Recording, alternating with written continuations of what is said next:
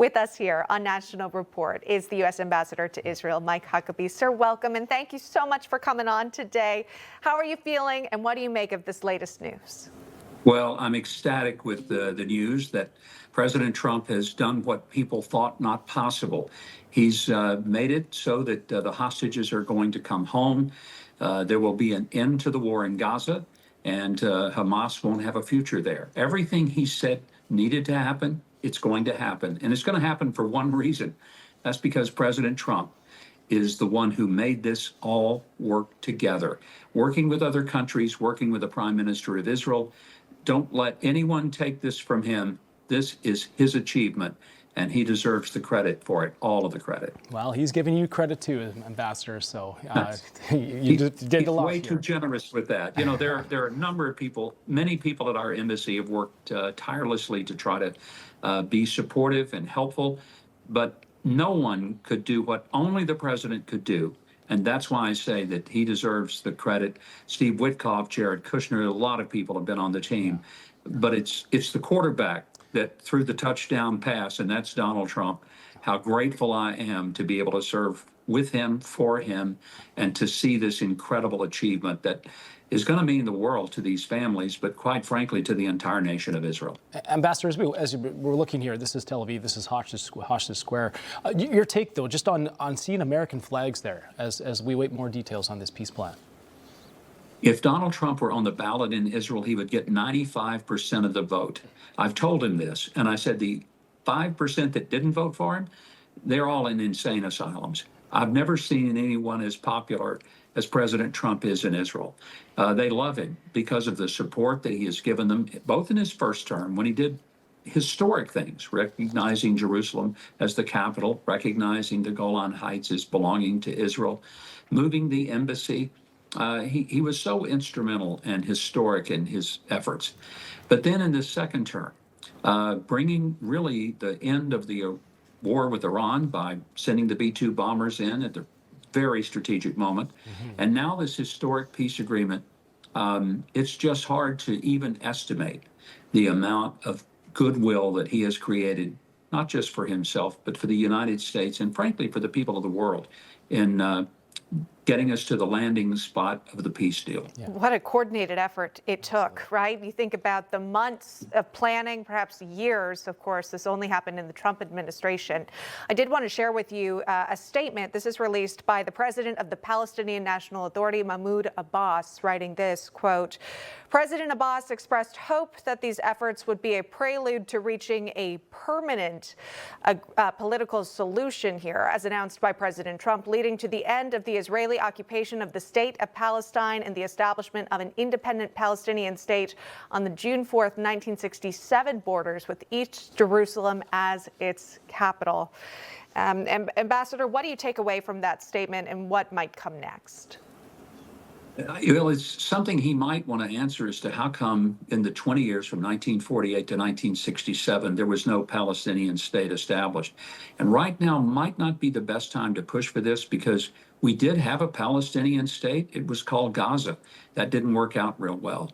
Look, I understand his aspirations, but today's not the day to be talking about going back to 67 borders. Too many people in Israel have not forgotten, and the president has consistently said, don't forget October the 7th. Why did it happen?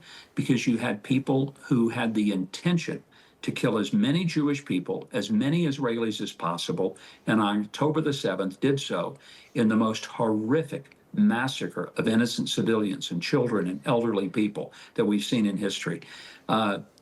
Maybe he ought to just hold off on giving a lecture about what's next and just be grateful that we may end up having peace after 2 years of a living hell for these hostages and for the people of Israel.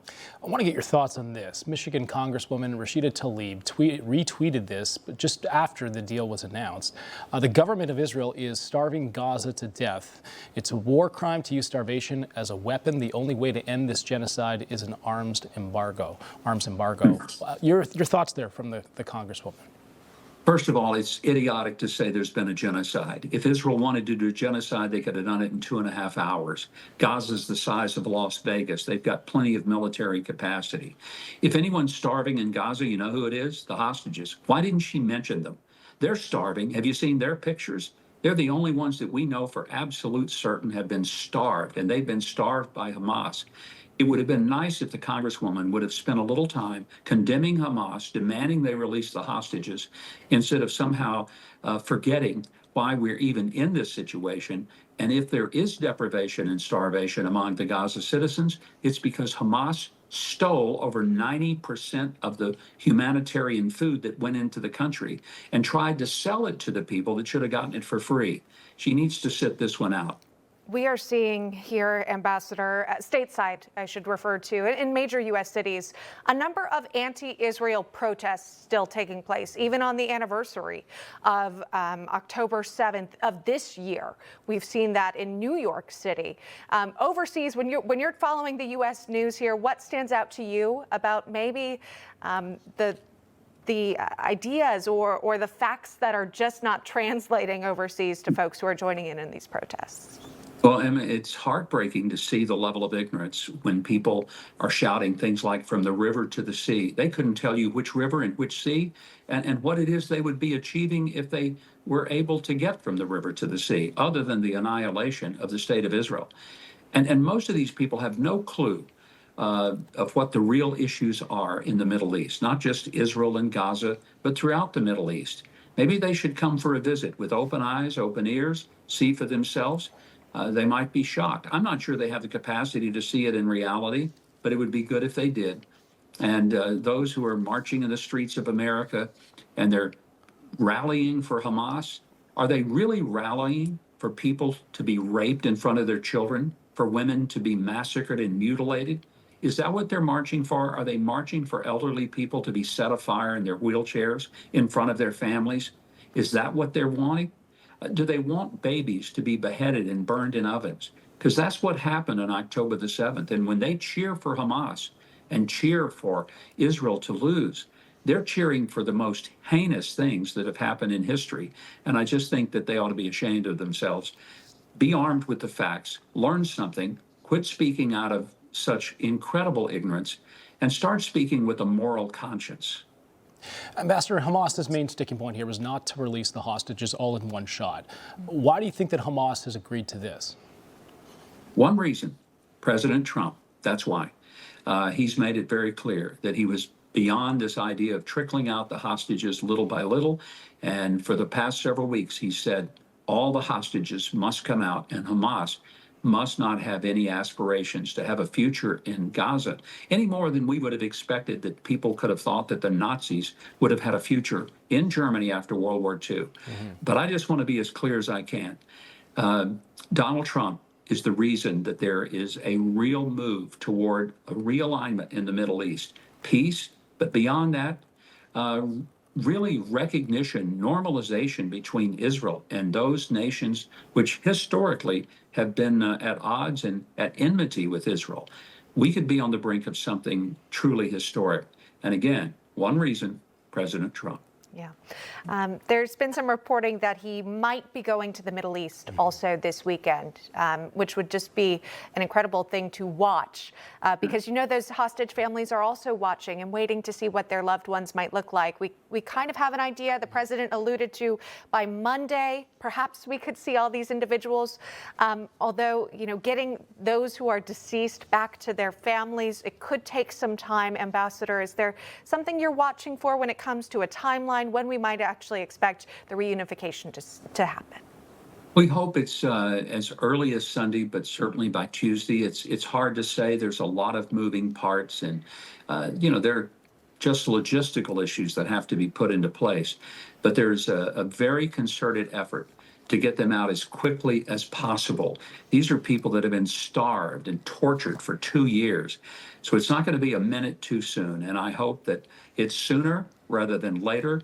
I've met with hostage families since the day I got here, and in fact, before I even arrived here. And my heart breaks for what they've gone through. They deserve for their loved ones to be home. And I hope that that reunion is quite soon. Yeah, absolutely. A bit of a difficult question to ask, but do you believe that Hamas will be able to produce all of the hostages as they've indicated? Let's hope so. I think we know that they will be able to produce all of the living hostages, and I think most, if not all, of the deceased hostages. But the deceased hostages will be the biggest challenge in some cases, just to make sure they know where they are. But my prayer is that all of them, every hostage, deceased and living, will return to their families, because those families whose loved one is deceased, they need to bring closure. They need to provide a proper burial. So I know this, both Israel and the United States will not rest and will never stop doing everything possible to make sure that all the hostages are discovered and brought home. Yeah. Finally, for you, Ambassador, does this mark the end of Hamas? I wish I could tell you, Emma, that it does, but the truth is Hamas is a vicious, evil ideology. It has its roots in the Muslim Brotherhood. It may end their reign of terror in Gaza. It may certainly set them back in terms of any ability to continue to do their evil deeds. But I would expect that we may see a version of Hamas that reinvents itself, that comes back. It's like a cancer. It's hard to get rid of all of it. But right now, the main goal is get rid of it in Gaza. Stop the suffering for the people who are there, not only the hostages, but the civilians who have often been herded in front of targets in order that Hamas could see them killed, because it was good business for Hamas to show, oh, look at what the Israelis have done, when the truth is Hamas has murdered so many of their own people. Many of the unnecessary deaths in Gaza have been because of Hamas. Yeah, absolutely. All right. Appreciate you joining us here this morning on Newsmax. A celebratory day indeed. U.S. Ambassador to Israel, Mike Huckabee, thank you so much. And thank you for all your hard work, too, with this deal. Got it. Information. Truth is freedom. Is Newsmax. It's real news for real people.